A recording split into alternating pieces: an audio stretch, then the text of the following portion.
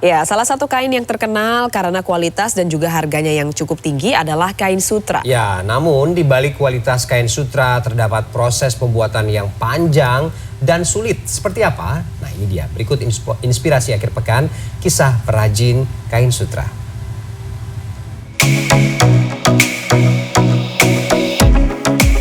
Geli, ada geli-gelinya.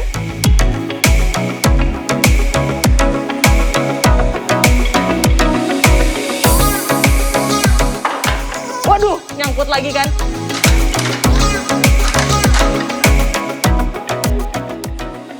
Terdapat 4 jenis ulat sutra di dunia yang dapat diolah menjadi kain. Namun, dari keempat jenis tersebut, ulat sutra murbei atau Bombyx morilla yang paling mudah dan sering digunakan untuk bahan tekstil. Termasuk kain sutra yang akan saya coba buat kali ini. Di lahan seluas 2 hektar ini tertanam 4 jenis pohon murbei. Mulai dari lembang, multicaulis, kanva, dan katayana. Yang berbeda bentuk daunnya. Tanaman murbei ini bukan hanya bisa dimanfaatkan sebagai makanan pokok dari ulat sutra, tapi kita pun juga bisa mengkonsumsinya. Seperti ini nih, jadi tanaman murbei itu ada buahnya. Nah, ini tuh bisa dimakan tapi rada asemnya. Bener. Asem. Nah, yang manis itu yang warnanya lebih gelap atau lebih marun gitu nih ya. Katanya sih manis, kita buktikan ya. Bener, enak banget. Setelah mengumpulkan daun murbei pilihan, saatnya memberi makan ulat-ulat sutra. Ada sejumlah syarat yang harus dipenuhi sebelum saya bisa masuk ke dalam peternakan ulat sutra. Selain mengenakan masker, yang paling penting adalah menjaga kebersihan dan tidak menggunakan bau-bau menyengat seperti parfum dan bau rokok. Hal tersebut penting untuk menjaga kesehatan dan kualitas tumbuh kembang ulat. Banyak banget hal kecil yang mesti diperhatiin, kayak misalnya ulatnya tuh sensitif ya. Terus kita juga harus dapat bibitnya yang berkualitas ya, telurnya yang berkualitas. Dari 25.000 telur ulat sutra, 90-95%-nya dapat menetas. Ulat sutra yang sudah menetas kemudian diberikan makan daun murbei secara rutin, yakni 4 kali sehari. Selama berada di peternakan ulat sutra, para peternak maupun pengunjung dilarang berisik ya. Hal tersebut bisa mempengaruhi tingkat stres ulat selama tumbuh dan bermetamorfosa. Perhatikan ya, kalau ulat sudah tidak mau makan dan mulai keluar serat dari mulutnya, tandanya ulat siap berubah menjadi kepompong. Proses dari ulat sampai nantinya mereka siap mengokon itu sekitar 1 bulan lamanya. Nah, perbedaannya bisa dilihat dari warna si ulat sutra ini. Yang ini yang sebelah kanan saya ini yang belum siap, jadi warnanya masih putih.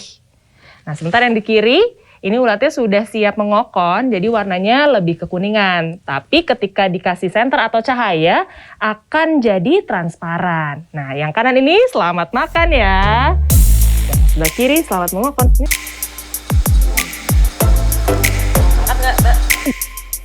Proses metamorfosa ulat menjadi kokon atau kepompong memerlukan waktu selama 2-3 hari hingga siap dipanen pada hari keempat. Jangan terlalu lama memanen ya, nanti kepompongnya malah berubah menjadi kupu-kupu.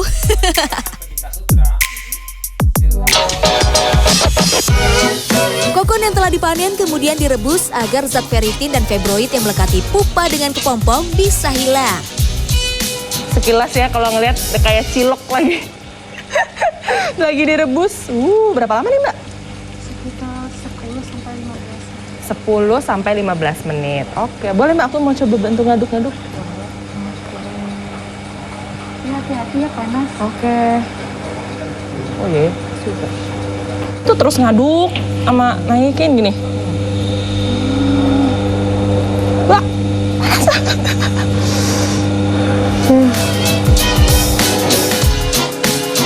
Proses perebusan tidak boleh ditinggal begitu saja ya, melainkan harus terus diaduk secara perlahan sambil diurai menjadi sehelai benang yang tidak terputus. Proses ini penting untuk membuat benang sutra bisa ditenun menjadi kain yang lebih kuat.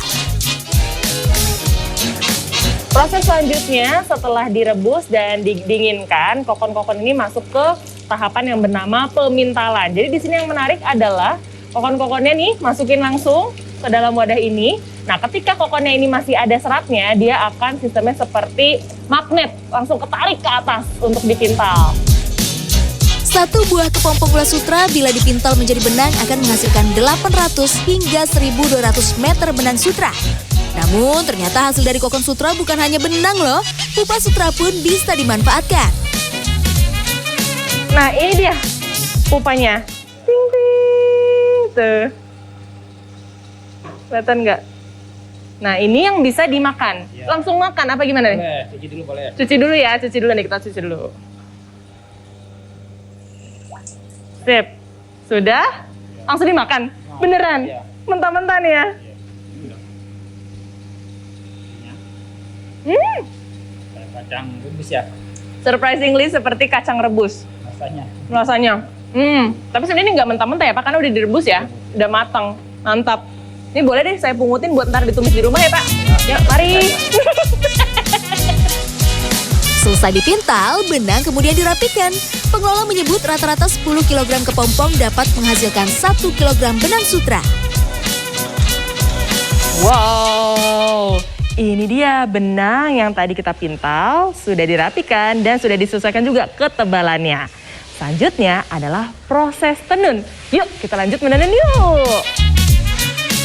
1 kg benang kemudian dapat dibuat menjadi 10 meter kain sutra. Wah, bisa nggak ya saya bikinnya? Kita bantu ya, Pak, bantu ya. Jangan bantu doa doang, Pak, tapi. Ini kakinya gini. Iya, yang kanan. Yang kanan, yang kiri? Biarin aja. Oh, biarin aja.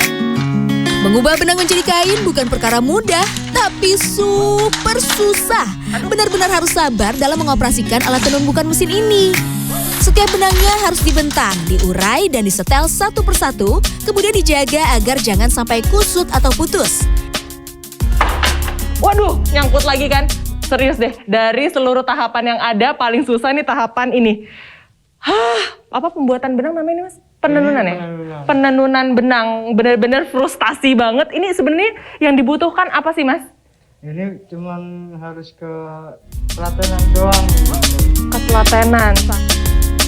Hasil tenun kain sutra juga tak melulu polos, melainkan ada pula yang bermotif sesuai pesanan. Proses penenunan harus diperhatikan secara seksama agar kualitas kain terjaga.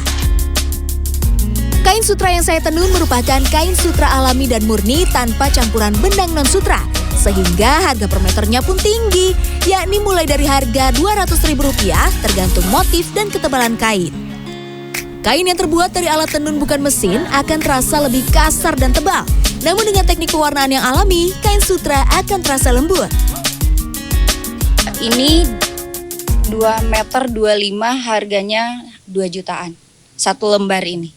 Satu, sutranya memang kualitasnya bagus. Kedua, proses ekoprintnya itu.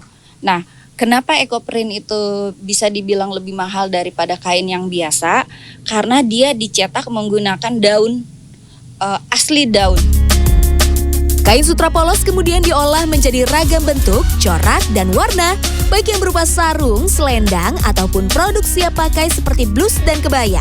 Kain sutra dikenal sebagai kain yang awet, tahan lama, dan tidak mudah rusak. Clarissa Aradia, Maria Oktober, Kabupaten Bogor, Jawa Barat.